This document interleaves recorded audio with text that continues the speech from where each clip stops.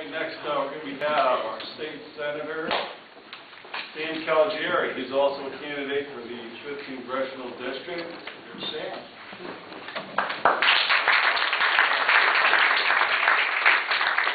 Well, good evening, everyone. And I'm Sam Caligiuri, and I'm running for Congress because now that we've dumped Chris Dodd, we need to make sure that Chris Murphy goes home once and for all because he's doing a horrible job for us, and this is the year to do it. And I've got to tell you, from one urban Republican to another, I want to say thank you.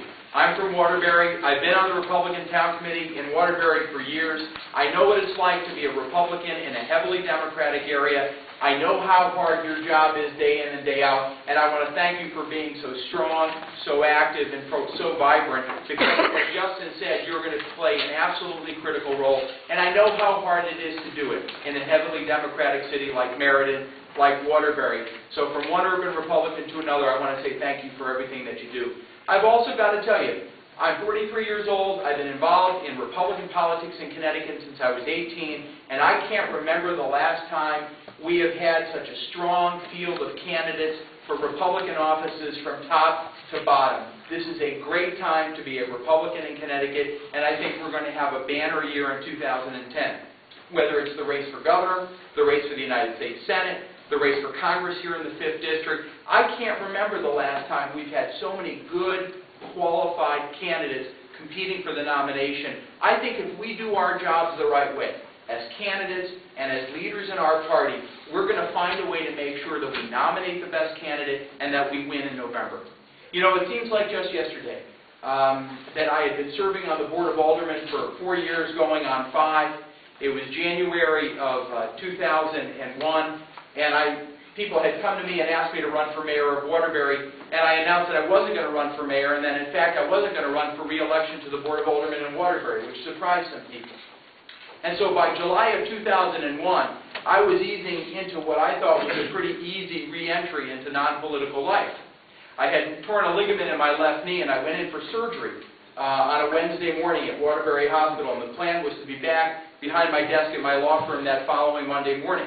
And as they were walking me into the operating room in Waterbury Hospital, just as I was getting to the table, the anesthesiologist who was standing at the head of the table said, "Oh, I just heard Phil Giordano got arrested." Now, you all remember our now since infamous mayor of Waterbury, Phil Giordano, and I must have turned white as a ghost because the surgeon walks in and he says, "What's wrong? You look terrible." And I said, "Well, I just heard Phil Giordano got arrested." And he said, "Well, so what?" And I said, "Well, I think that means I'm the mayor of Waterbury." And that's what turned out, because I knew that as president of the Board of Aldermen, by operation of charter, the minute the mayor became incapacitated, I automatically elevated to becoming the mayor of Waterbury.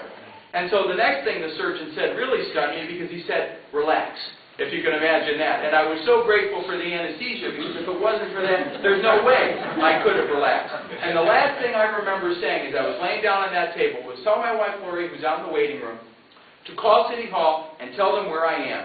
And I literally, my friends, woke up from that surgery, the mayor of Waterbury, at a time of real crisis in the city's history. The city had been taken over for financial mismanagement, and we had yet another mayor, shame that it was, who was in trouble for potential corruption problems. And one of the first things that happened when I became the acting mayor is that the same people who had asked me to run for mayor in my own right came back to me and said, "You know, Sam, now you've got to run for mayor. You're the incumbent. It's been handed to you on a silver platter." And I did something that was very uncharacteristic for someone in politics, let alone someone in Waterbury politics. I said no to power, and I wasn't going to run for mayor. Not because I didn't think I could do a good job, not because I wasn't committed to helping Waterbury in every single way that I could, but because I was absolutely convinced that what Waterbury needed more than anything was focused on one thing: doing the job for the people. And by not running and depoliticizing the office of the mayor, we got more done in the 6 months that I was the acting mayor than some of my predecessors had done in an entire 2-year term. And that experience had a huge and profound effect on me, which is why one of the first things that I said as a candidate for federal office is that if I have the great good fortune to be elected as your member of Congress, I'm going to impose term limits on myself, and I'm going to fight for term limits legislation in Washington, because it's time for us to start sending back to Washington people who are interested in doing the job for us and not becoming career politicians. And so why do I feel so strongly about it? Why am I so fired up? Well, I don't have to tell you how much work to do we have to make life better for the people of Connecticut in this district. Families and businesses are struggling, getting crushed by rising health care and energy costs. Many of our schools, especially in our urban areas, are struggling to properly educate our school children. And we have a huge and growing achievement gap that we have to find a way to close, or else we're going to lose a generation of young people. Our nation faces enemies abroad who will literally stop at nothing to destroy our way of life as we know it, and the current economic crisis has hurt everyone. I don't think there's anyone here, myself included, and anyone we know who isn't feeling a lot of pain and hasn't been for a while because of the current economic crisis. And the last thing we need in Washington is someone who's more interested in making the Democratic majority happy than he is in representing us, and that's exactly the problem with Chris Murphy. Because whether it was his support for Wall Street bailouts, his support for public option health care, his support for cap and trade, his support for a federal budget that sent the national debt through the roof, Chris Murphy has proven over and over and over again that he's more interested in being Nancy Pelosi's congressman than he is in being our congressman, and we need to end that this November. What's at stake in this election is that the President and Nancy Pelosi and Chris Dodd and Chris Murphy are pushing for policies that I believe are going to make it much harder for my children, and your grandchildren to have the same kind of opportunity from which we have all been blessed and from which I know I've been blessed, and we need to send someone to Washington who's going to start to correct that path. Carrying out my core principles of fiscal responsibility, which we could talk about all night, but which, when I boil it down, comes down to this. We have to cut spending, we have to reduce the federal deficit, and the way we're really going to grow our national economy again is through broad-based tax cuts and a more sensible monetary policy like what Peter Schiff has been pushing for, and not called the so-called stimulus and cheap credit, which is a lot more about propping up government and creating a false sense of economic security than anything that's actually going to grow the economy.